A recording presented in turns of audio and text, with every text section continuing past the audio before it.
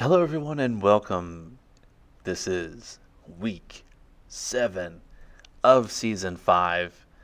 The top 25 looking pretty good. We cracked the top 10. We are number 8. We ended last season as number 7 right before we played Miami in the Fiesta Bowl. So hopefully we just keep on climbing and climbing and climbing. We got Navy this week. We ended up beating Houston. So season's looking pretty bright for us. We already beat one of our rivals in West Virginia. We're about to play another. Can we call it a rival? If it's the military, I don't think that would be too good if we did. But as you can see, man, USC losing to Utah, that's pretty tough there. Wake Forest beating UNC. Oh man, some pretty good games going on this year. Week 5 looking pretty good. You can see Woods, Pittman, Concepcion always at the forefront there. So, going to be playing in the rain again, hosting Navy, the midshipmen. Man, one thing about playing them, having to go against the option. They're terrible in their passing offense, but their rushing, they're pretty good. Also, we got Mark Genn. That's why we're so good at our rushing touchdowns. But we're going to go ahead, get into this game. I'm going to go ahead and let it roll to the guys in the front, in the booth. All right. Either way, I'll be back. Bye.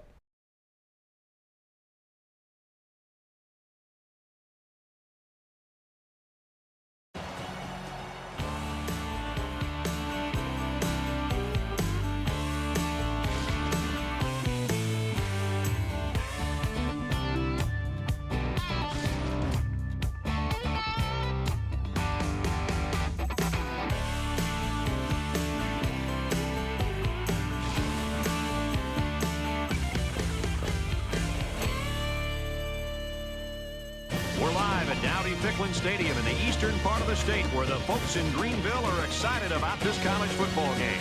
Before we head down to the field for the coin toss, we'd like to remind you this game is brought to you by Coke Zero. Real Coke taste, 0 calories. Enjoy every... All right, y'all, getting the ball first. I always seem to get the ball first. But as you can see, Mark Genn has 11 touchdowns this season. And we're only at week number 7. So looking pretty good on the ground. Chad Concepcion getting that 8-yard rush in, converting that third down here. Where's he going to go? Is he going to try to throw it out? Oh, my gosh. Brandon Bryant. Man, Brandon Bryant. Trying to get him back on track. He was such a highly recruited player that we got. And he's been doing pretty good, but I think, Hollis and other people going through. Oh, what? Mark Genn breaking the rushing record for a career. Look at that.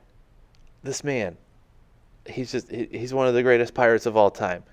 I mean, that's all you can really say.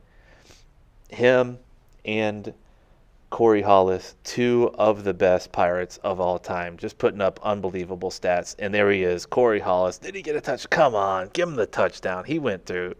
That ball cleared. Come on. We're just going to go ahead, hand it off to Jose Mason. No yards, but we get him a touchdown. There wasn't too much to report. I mean, we had some pretty high scoring, but look at that absolute nasty spin move by Mark Genn. Taking it to the house, 22-15 right now. Genn gets the ball back again, 13 yards. We're just going to keep on feeding the man. Spin move after spin move after spin move after spin move after spin move. 135 yards on the game today, or on the day. That one we couldn't get past, though. That one we couldn't get past. So we're going to go ahead and throw it to Corey Hollis, our second option there. 11 yards. But yeah, nothing too much going on in this game. Defense has been pretty dominant. Oh, Michael Parker, we tried to force that one. Defense has been pretty dominant. I mean, they gave up 15 points in this game. That option is just atrocious for me to try to defend, though. And another rain game, just like that Houston game. Mostly running it, and those little 2-3 yard rushes, nobody likes seeing those. So But we're going to hand it to Jose Mason. Let's go. 3-yard touchdown run. He's got 2 on the game. So, I mean, this season going really, really good for us.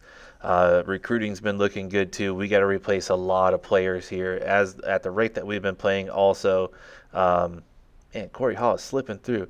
Corey Hall, Chad Concepcion. At the rate that we're going to, we might actually have some draft picks this year. Oh man, we haven't had any draft picks in like the past maybe year, 2 years. I think Zay Jones might have actually went, but I forgot to record that. So I wish I didn't record that. Chad getting sacked for negative 13 yards. So we're just going to let the clock wind down after we get Michael Parker into the end zone.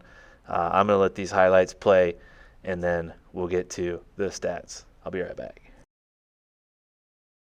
A campus legend, a guy that went out there and showed why he's one of the most dominant players in the country, and he did not disappoint anybody, including his teammates today. That's going to do it for this presentation of NCAA Football 14. For Kirk Herbstreit, this is Brad Nessler saying goodbye.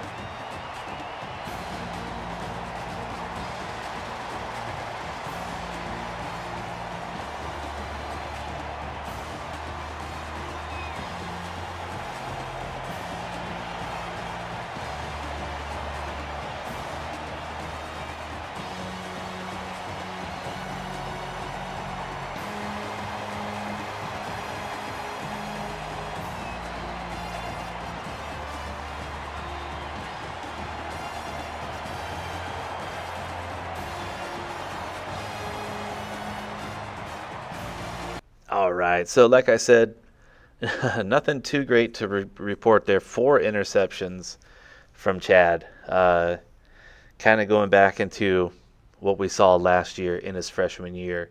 Again, 143 yards, 2 touchdowns. So still trying to find his rhythm, I think Chad is. I know that we have some high hopes for him. He's pretty high overall also. Been playing pretty good. So redshirt junior or sophomore.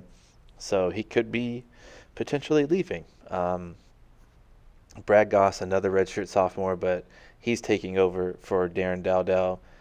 We got so many wide receivers that are seniors. I mean, Grayson, Hollis, Bryant, but Sanders hopefully, or Michael Parker hopefully going to take over for him.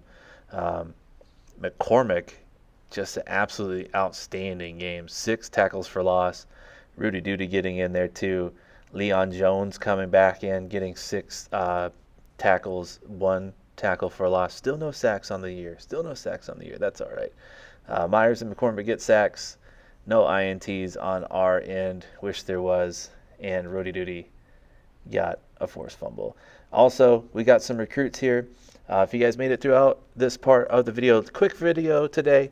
But like I said, not a whole lot to report from that game. But if you made it through this part, thank you guys for checking out the channel, helping out. And hopefully I see you guys in the next one. Just going to let this play out. I'll see you guys later.